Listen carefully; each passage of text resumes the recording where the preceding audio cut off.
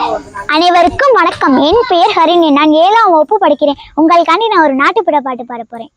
மண்ணே வீசு வாசனையும் எங்க மக்களோட யோசனையும், மண்ணு வீசு வாசனையும் எங்க மக்களோட யோசனையும், சின்ன பொண்ணு பாட்டுலதான் சீமையோட கதை இருக்குதுக்க, சின்ன பொண்ணு பாட்டுலதான் சீமையோட கதை இருக்கு.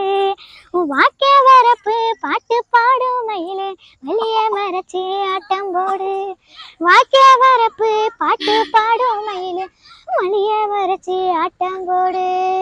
கருப்பசாமி கோயிலை சுத்தி கரகம் எல்லாம் ஆடி இருக்கும், கருப்பசாமி கோயிலை சுத்தி கரகம் எல்லாம் ஆடி இருக்கும்.